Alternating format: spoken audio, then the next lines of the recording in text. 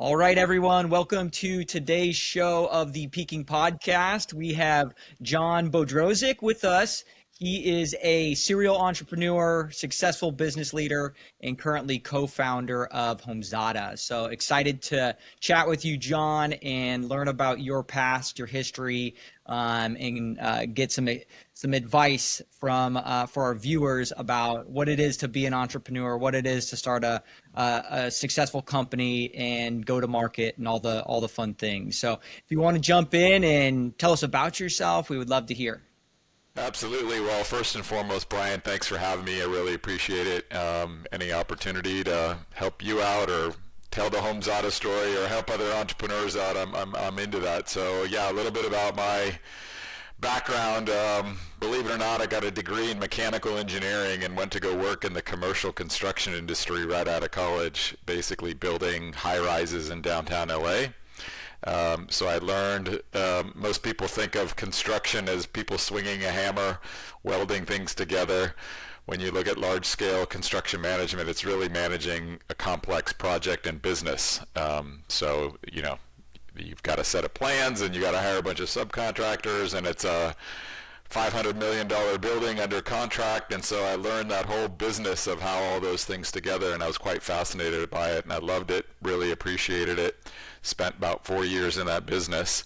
And then I'll date myself a little bit, but then I was frustrated with the lack of technology to manage these projects as it relates to understanding the budget and the costs and the change orders. And there's all these sort of unique processes around the supply chain of deliveries of, you can imagine how much steel has to get delivered to a downtown LA project that's a 50-story building. So there's so much scheduling, logistics, and material deliveries and inspections and this, that, and the other, and it seems like data was scattered everywhere, and I was just the frustrated end user going, why isn't there one software to kind of manage this whole process? And so I would share my frustrations with whoever would listen to me.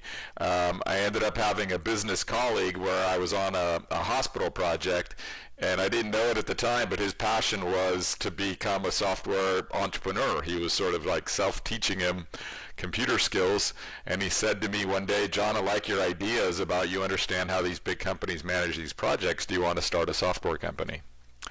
And, at the time I was probably 26. No business background whatsoever. All of my mechanical engineering degrees, never took a business or sales course in my life, and said, sure, why not, and careful what you wish for, you just might get it. And that turned into like a 15 to 16 year run of like bootstrapped, developing product market fit, finding markets, finding customers, getting to cash flow profitability, raising a venture round, raising a corporate venture round, eventually grew into the market leader with like 200, 250 people. And then successfully found an exit through a public company that acquired us. So Pretty incredible. I mean, that's to be a leader and a trailblazer in that sense. That's a fun journey. So when that started, when you made that initial step, what were some of the key things that you looked at and said, yes, I am going to do this? Was there a lot of thought process, or was that young and naive and excited? What made you jump in? I think a lot of us sit on the sidelines and have these ideas, and so if there was an aha moment or a thing that you would say to people that was like, here's a nugget.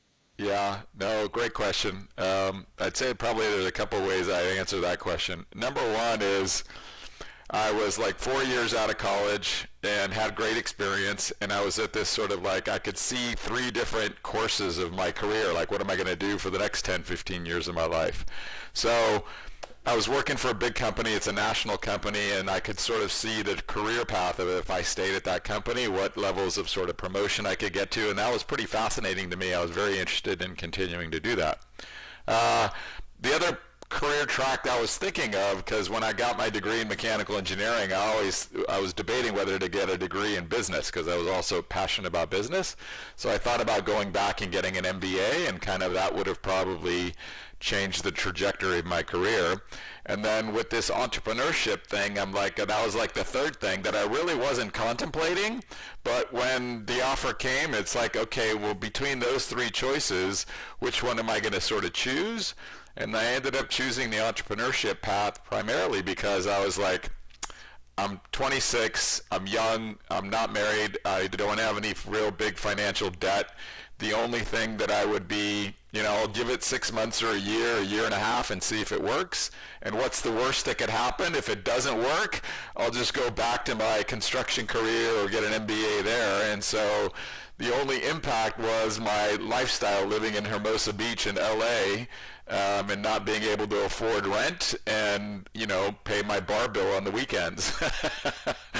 So that was candidly the nexus over why I decided to give it a shot kind of mentality. And that's where it's sort of like, yeah, it was I tell this a lot, which is there were so many things I didn't know about being an entrepreneur at the time. And it's kind of a bit of a yin and yang. It's like two ends of the scale. If I knew all those things, maybe it would have created fear or, prevented me from doing it. But because there was a lot of young and naivety over what it was going to take, that was maybe another obstacle that I wasn't considering, which is why I decided to jump into it. Yeah. Yeah. Do you think that helped you? What's the question? Do you think that helped, right? That not knowing all the things and just kind of jumping in and doing it, is that something that, in a way, if you knew all those, it would have held you back?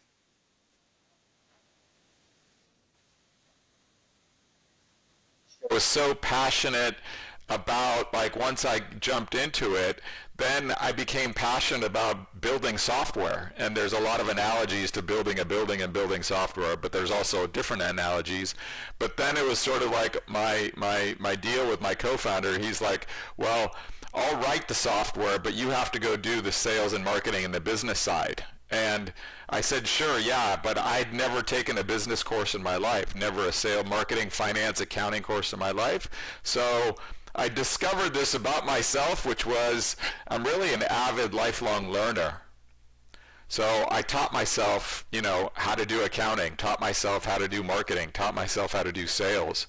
I considered myself a relatively shy person kind of mentality, but if your business is going to go anywhere, I was the lead sales guy and I had to basically do cold calling. So I think if I'd have known those things, yeah, maybe I wouldn't have done it, but my mindset is so thankful that I did, because it absolutely changed the trajectory of my career and my life, candidly, and I'm very appreciative of that opportunity that I had.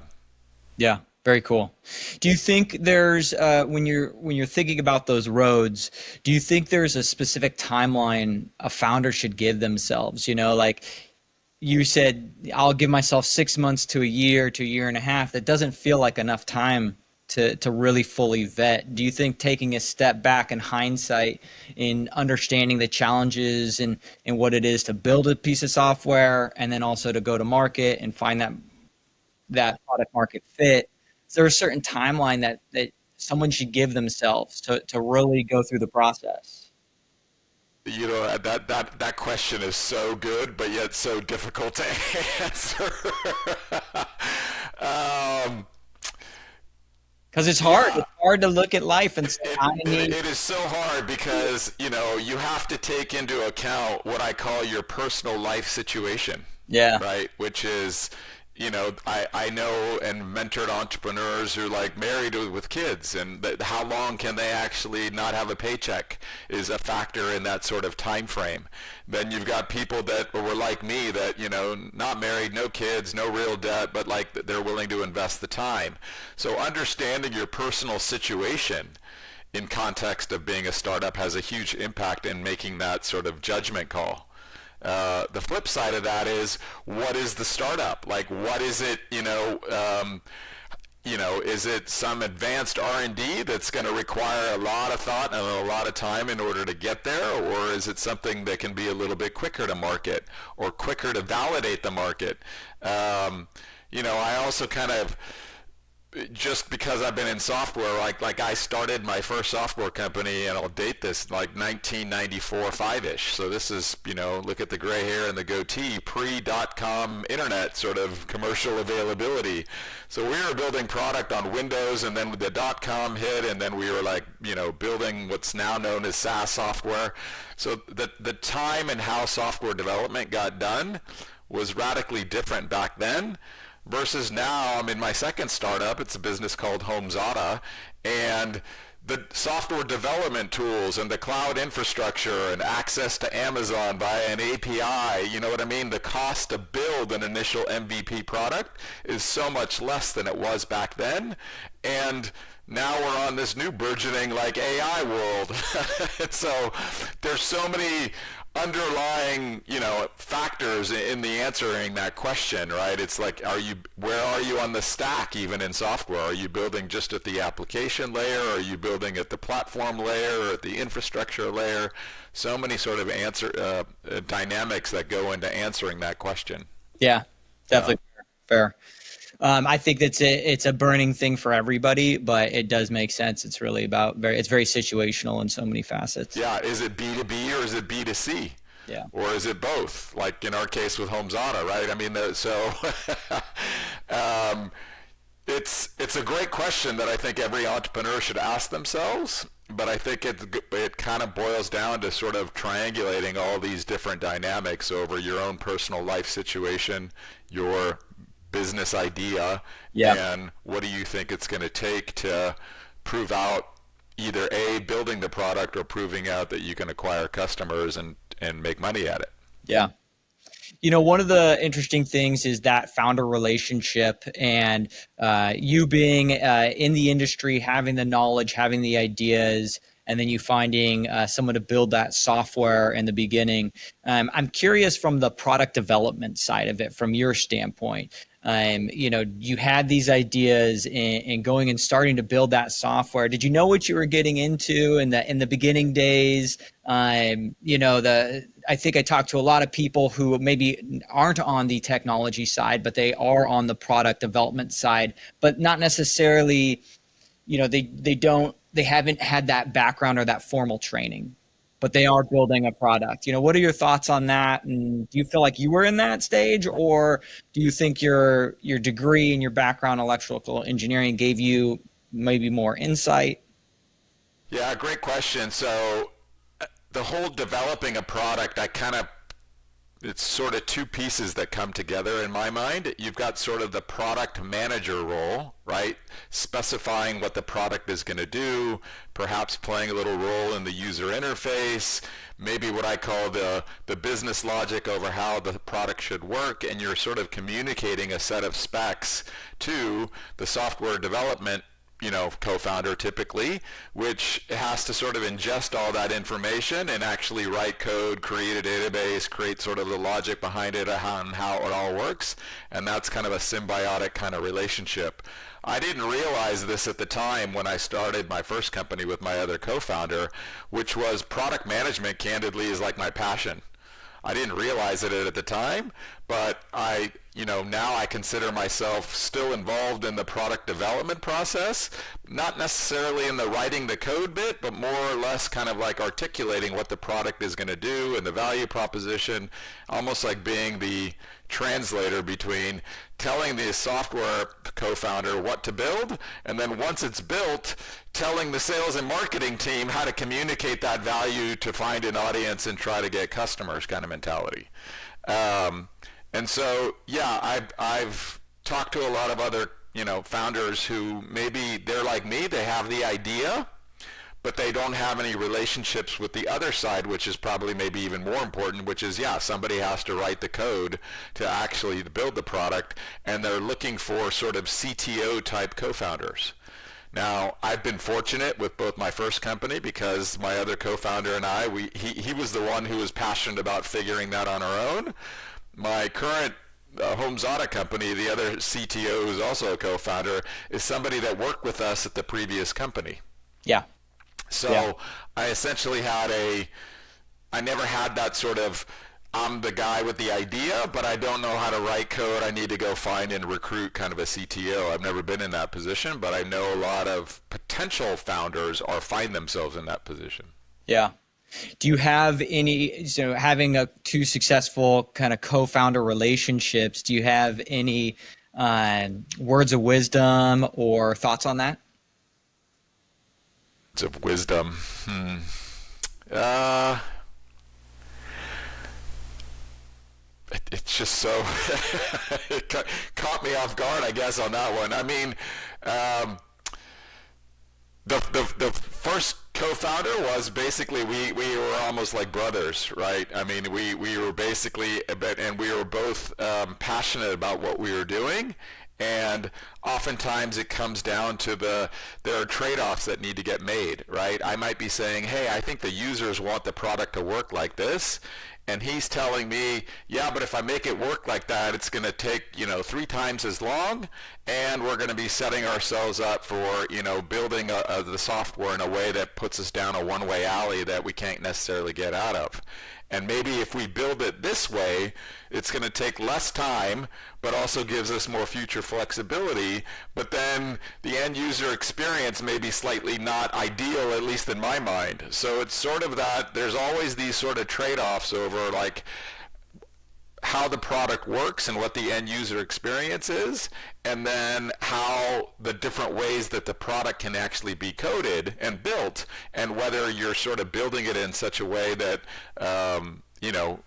keeps you managing a clean code base. Software developers hate messy code and this, that, and the other. Building it in a clean way that's sort of expandable. And yeah, I've been fortunate with both situations that me and my other 2 CTO type co-founders, we've just developed that relationship, because my current one's called Home Zada. It's somebody, that I've worked with before. So we already knew that dynamic. Yeah. Well, tell us about your newest venture, Home Zada. How did you land on it? What brought you to starting out? Yeah. So I guess two things about how it started and a little bit about where we are today, right? So how it started, which is there's 3 co-founders of Home Zada. Myself, our CTO, his name's David, and the other co-founder, her name is Elizabeth Dodson, who happens to be my wife. And we actually worked together at the previous software company. So she had been like employee number 20. So she had sort of been very instrumental in growing the sales and marketing side of our business. And candidly, she was the one with the idea for Home Zada. And I distinctly remember this story, which was our previous company, our software was being used by the general contractor who was building the Dallas Cowboy Stadium. And it was her customer that was basically sold the software. So she was going on a business development trip. She actually got a chance to tour the stadium while it was still under construction. And she came back and she said, our software can manage the details of $1 billion NFL stadium, and I can't manage the details of my own house. I'm doing a remodel project. Nobody tells me all the maintenance tasks that I should do on my house. My insurance company's telling me I live in a wildfire area and I need to take a home inventory, but they're giving me like a piece of paper to kind of fill out some sort of home inventory. She's like, why isn't there one software for a homeowner to manage all the data about your house? And I remember at the time, right, we're married and, we're living in the house and sort of dealing with all these issues as a homeowner, but we're also working together on the company, and we had already raised money and kind of growing it. And I'm like, yeah, that's a great idea, but let's get back to work on growing this sort of thing. Yeah. But eventually when we sold the company, after working for the public company for 3 or 4 years who bought us, I think I realized my passion was startups. And I'm like, okay, I know startups are probably in my mind more marathon than they are sprint. And what's a good idea? And I remembered her previous idea from like 3 or 4 years ago, and I started researching it. And like, why isn't there anything out there?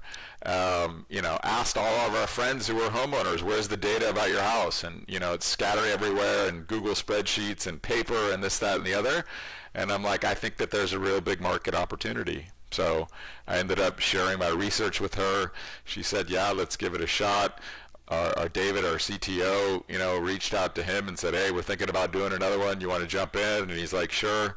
And yeah, that's the inception to the idea around Home Zada. Yeah. And we're in a pretty exciting place right now.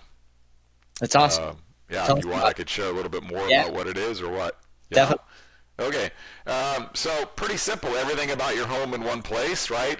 Photos and videos for a home inventory, primarily for insurance purposes, because, let's just look at the recent LA fires, the floods in North Carolina, hurricanes.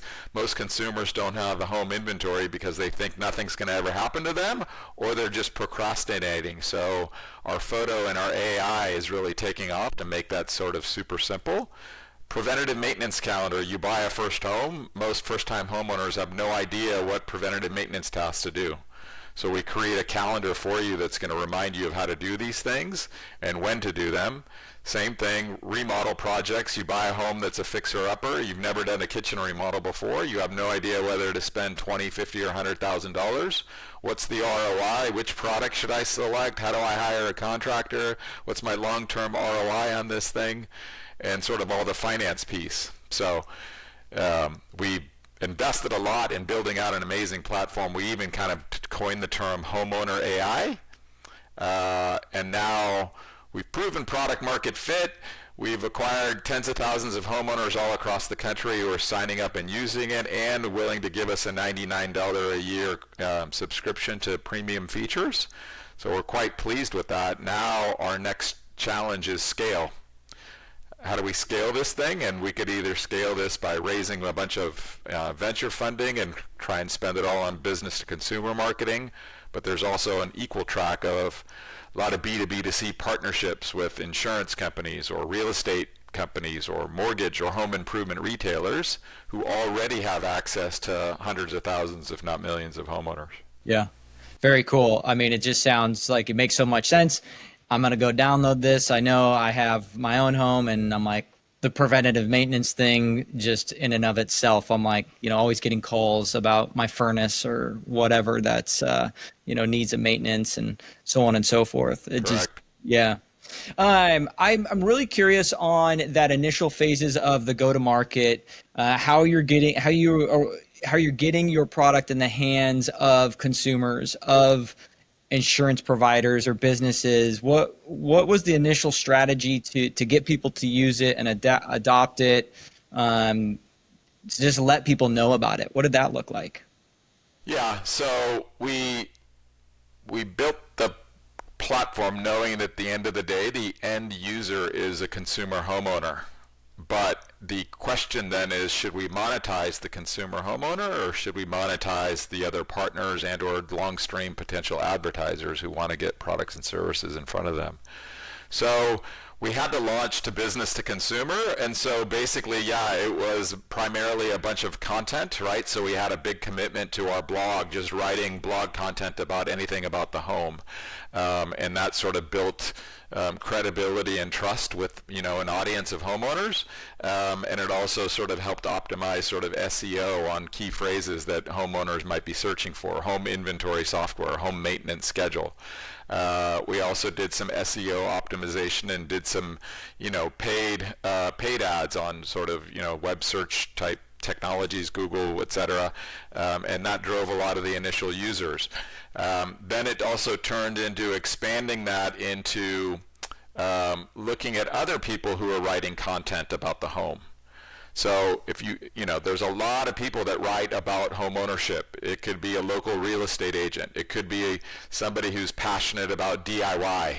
And they're like, the DIYer who's writing about the homes that they buy and sort of remodel and renovate, and they have an audience. So those people started, finding out about us and us reaching out to them. And they're always looking for new stories. And so they would write stories about us, right? And we would drive traffic and signups as a result of that.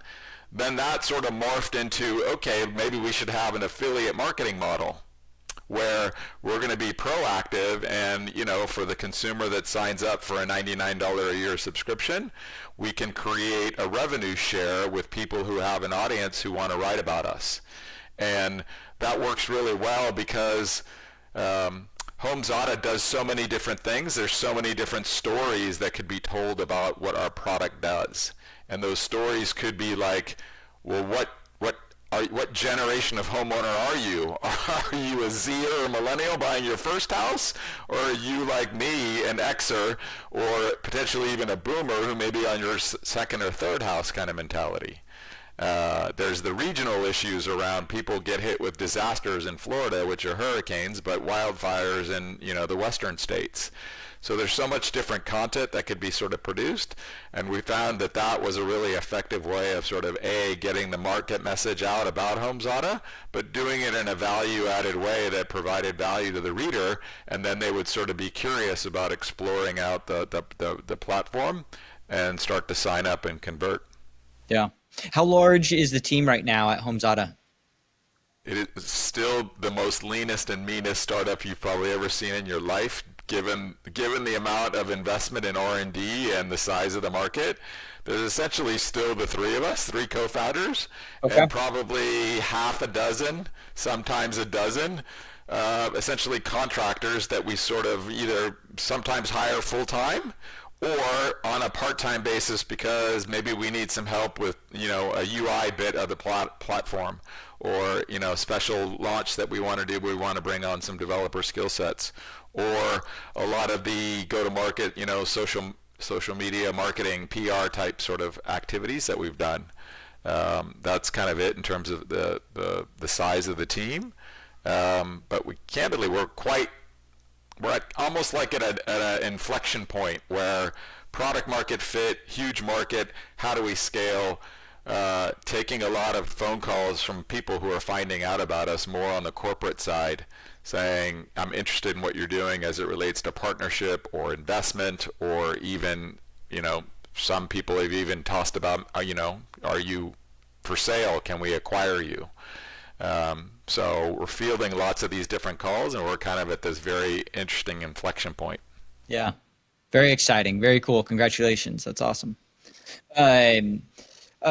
So going back to the scaling piece, when you are looking at bringing on those contractors in the different skill sets, are there specific, do you feel like leaning towards building out the technology platform itself in the beginning, or getting people from a go-to-market standpoint, that piece of it was more important, or is it just dependent? I mean, it's dependent. I mean, I think early on when we were building out the product, we knew that, our previous company experience was building product for businesses. That was the end user. So it was kind of like a B2B sort of, front end. And we knew that our user here was going to be consumer. So none of us had really sort of built a consumer product, so we felt like we needed a very elegant, easy to understand user interface from a consumer's perspective, right? You can just sort of imagine, we all use some business software and we all use consumer software, and if you look close enough, there are different sort of design elements to make it work. And the other challenge for us was the home is somewhat complicated for the end homeowner because there's so many different things in the home to manage, right? Inventory, maintenance, projects, finances. So how do we create a user interface for the user to be able to sign up and instantly get value and instantly learn how to navigate sort of the product and to be able to contribute sort of user-generated content? So We did hire a number of different sort of UI people to help us on that UI bit. But equally important on the other end is we also had to learn how to do B2C marketing, because we had never done B2C marketing. So, Elizabeth on that end and we've kind of participated in learning about what is a successful message. You've got 6 seconds to attract the attention of a consumer, either in a campaign or once they hit your website. A lot of A/B testing of, what are good conversion taglines? How do you market this message? Beth talks a lot about micro messaging because our audience is so diverse, right?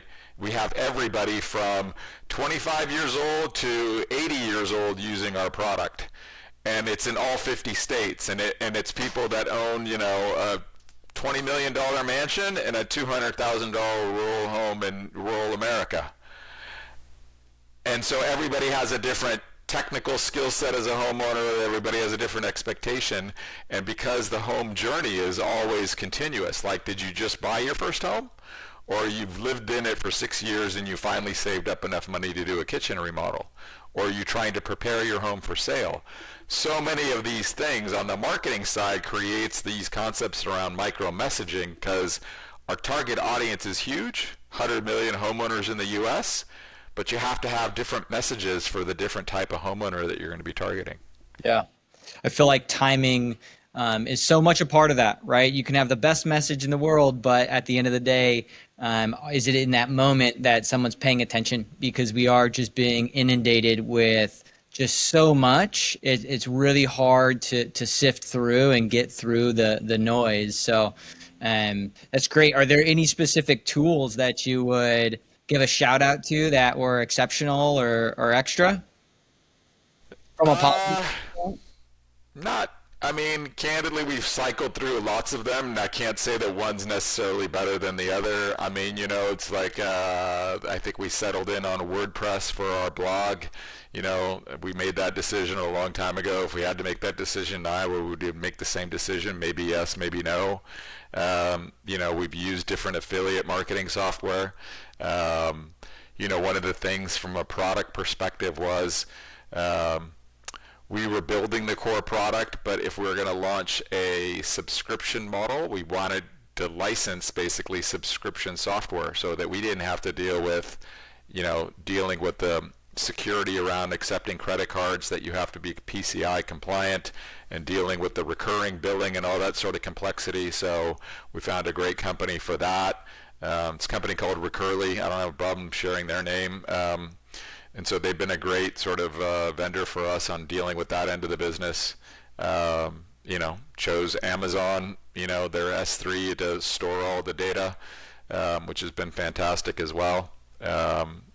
Lots of different sort of marketing tools. The marketing one seems to be the one that sort of changes the most, right?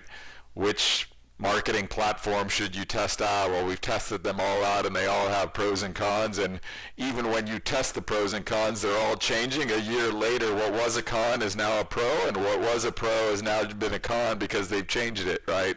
How many times does Google change their algorithms on SEO, and everybody's sort of chasing that, right? Now you got AI, and people are like, well, how's that going to change the SEO world if people are using AI interfaces and not sort of a traditional sort of web search results interface? Yeah. Well, maybe that last bit on the AI space, obviously it's having a tremendous impact on products, on how products are developed, and how they're being used. What do you see as the biggest impact on HomeZada, and whether that was the development of and how you go about developing, or the features you're putting within HomeZada for the consumers to use? Yeah, great question. And there's, I think for us, generative AI, basically becoming commercially viable for us via API, whatever, 12 to 24 months ago, has been a massive opportunity for us that we were very aggressive on in adopting. And the reason why it's been so great for us, and it's that candidly, there's probably like 3 or 4 different reasons, both from a product perspective and a go-to-market perspective, which is Number one, we had already built a platform. So we had already built the platform to, capture the user's photos and create a maintenance calendar and templates for projects and finances. So the platform was already there. And now generative AI comes out and we can license that by an API. And now we can plug that into our existing platform, which just turbocharges the ability for a homeowner to either use the AI tool to ask questions that's specific to their house. That's one of the key dynamics, which is every home in America is different, right? You could live in a 2,000 square foot home that's 20 years old on the beach in San Diego and a 4,000 square foot home that's 2 years old in Detroit, Michigan. Different climate, different size, different age. If you're going to ask a question about what should I do to manage my house, or what energy improvement should I put solar on my house, all these sort of generic questions, if you ask those in a generic web search or even in a generic AI chat interface, you're going to get a generic answer, versus if you're doing it inside of our platform. At sign up, we ask you for your address. Once we know your address, then we already know your location, the age, the size, even the current market value of your home. So when you're asking questions about your house inside of Home Zada, we call it property-specific advice, which absolutely floors our end users, because they're like, oh my lord, this is like amazing to me, because it's giving me advice specific to my house, not my friend's house across the country, or in a generic web search that I have to click on 20 different links to figure out the answer. That is probably the most amazing part from a product perspective. Also, the ability for the user to submit photos on the inventory side, which is sort of what I call creating new data. Yes, you could walk through your home and create, 2,100 photos and upload them all, but now you can process them by AI. It's going to detect all the objects, estimate the value, create a description. So your time to create a great home inventory for insurance purposes has gone down from like 3 to 4 hours in front of the product to 20 minutes. Yeah, amazing. Makes a lot of sense. And then on the marketing side, it's like we are latching on to we feel like we're pioneering the term homeowner AI. And this gets into big picture. I read a lot of analyst reports that they talk about, like, generative AI, we're in the metaphor of the first inning of a 9-inning game, right? And it's going to radically transform society. And the bulk of the AI that we've all been using is a lot of the massive players. You know who they are, right? Google, OpenAI, ChatGPT, Claude, etc. And they're all generic AI tools. Don't get me wrong, they're great. But the next wave is verticalized AI. Pharmaceutical AI and drug development AI and automobile AI and automobile maintenance AI. Well, we're in the homeowner AI. That's the vertical that we're trying to latch onto. But it just so happens that residential real estate is considered the largest financial asset class in the United States, because there's 120 million homes. And Yeah. if the median value of a home in America was, 350 grand, 400 grand, that's a $44 trillion market value. And then on top of that, how big is the mortgage industry, or the home insurance industry, or the home improvement industry? All of those industries are selling products and services to the homeowners. And those are hundreds of billions of dollars a year in market opportunity as well. So going to market with the homeowner AI, I think that's what's getting us a lot of inbound interest of like, man, these guys are onto something. I need to talk to these guys to figure out, could it be an improvement to my home improvement, mortgage, real estate, insurance business? Yeah. Incredible. Yeah. Sounds like a lot of great things on the horizon for you. Yeah, definitely. We're excited. Yeah. Well, maybe just a few last things, just in terms of maybe more on the personal side of things. How do you stay grounded? How do you focus your time between Home Zada and being extremely passionate about building a successful business, being a husband, keeping your own mind sane? What it is? What's that like?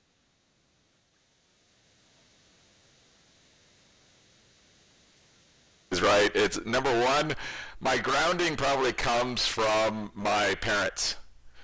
My parents are immigrants to the United States that became U.S. citizens. They escaped from communist Yugoslavia. So I'm first generation born in the United States.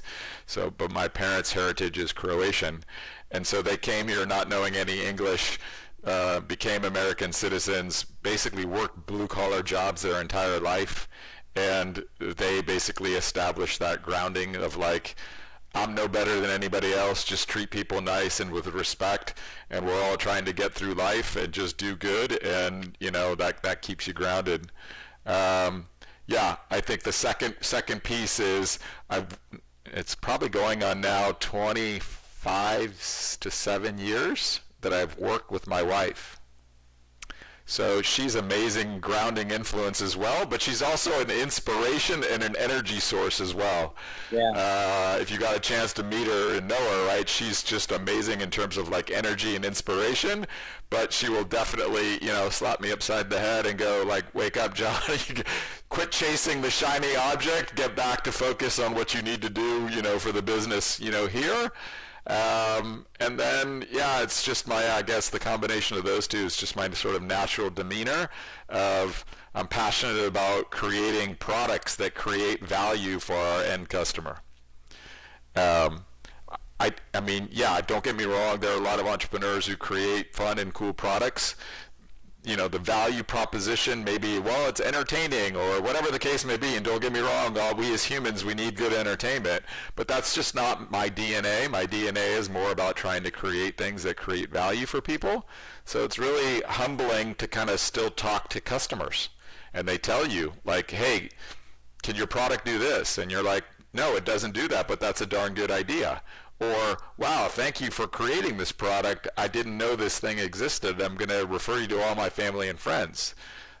So customer stories sort of keep you grounded on, and candidly, it also keeps entrepreneurship. There's just the constant highs and lows. Like one day you're on cloud nine, and the next day you're like down in the dumps kind of mentality. But listening to your customers, to me, keeps me grounded, and it keeps me passionate about continuing to move the ball forward. Yeah. Maybe lastly, any final wisdom to fellow founders or people who are sitting on the sidelines thinking about starting their own job, their own business? One that I share quite frequently, which is your idea is not unique. Yeah. Both my companies, it's kind of like, we had an idea, but when you come to realize it, it's like, especially in today's society, you might think you might have the unique idea. Candidly, there's probably 500 to 1,000 other people that have this similar idea somewhere in the world. And so it's the idea that doesn't separate one entrepreneur from the other. It's the entrepreneur that's willing to put something at risk to start the idea. And then it's the entrepreneur that's capable of executing on the idea. Right? And so a lot of first-time potential entrepreneurs have this great idea, but they're reluctant to share it with other people because people may end up sort of stealing the idea. Now, don't get me wrong, I get that. There's plenty of case studies about that happening as well, but you still need to socialize what you're kind of doing because you're going to get feedback, on whether it's good or not. And candidly, if there's 1,000 other people with the same idea, then did they really steal it, or, did they just out-execute you? Because the idea is not, in my mind at least, now granted, both of my software companies were software applications at the application layer. I'm not smart enough to go deep down into the stack and sort of, figure out how to create AI chips. And maybe in that world, the idea is the secret sauce. But in my world, at the application layer, not so much. And so, that's kind of been sort of an advice for founders. I guess the other one is it's going to be longer and harder than you ever imagined, but it will also be more rewarding for you. And even if you don't succeed, whatever you define as success, you will learn so much in the journey. Your rate of learning, I've always said this, if you stay at a big corporate job, because a lot of entrepreneurs are sort of in their corporate job and they maybe been there 5, 10, 2 years or 15 years, and they're like, I want to do a startup. Your rate of learning at a startup is like 5 to 10 times your rate of learning if you stay at a big corporate kind of job. Don't get me wrong, because it's just the nature of it is, right? If you work for 1,000-person company, your role is X, you're executing on that role, you're doing a good job. I love it. I love people who do that. But I'm just saying, your need to learn so many different things like accounting and marketing and sales and Facebook versus Instagram, all these sort of things, your rate of learning is just so much quicker, even if you don't achieve either sort of financial and or success in your startup. And that becomes a launching pad to change the trajectory of your career, even if it didn't have some sort of measure of success. Right. Yep. I like that.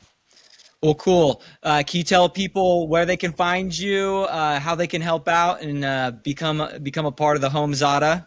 Yeah, probably. I mean, me personally, the best place for me is LinkedIn, candidly. So it's probably not too many John Bodrozics on LinkedIn. You can easily search that, right? So it's Bodrozic if anybody's just listening on an audio version of this. That's how you spell my last name. If you're interested in HomeZada, that is HOME, Z as in zebra, ADA.com. So if you're a homeowner and want to sort of kick the tires on that, that's great. If you're in any of the industries that I sort of mentioned, you can go there as well. Also, we're probably most active on Twitter X as it relates to HomeZada as well. So just add HomeZada. Cool.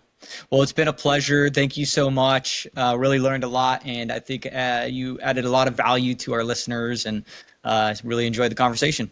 Absolutely. Thank you so much, Bryan. Appreciate it. All right. Take care.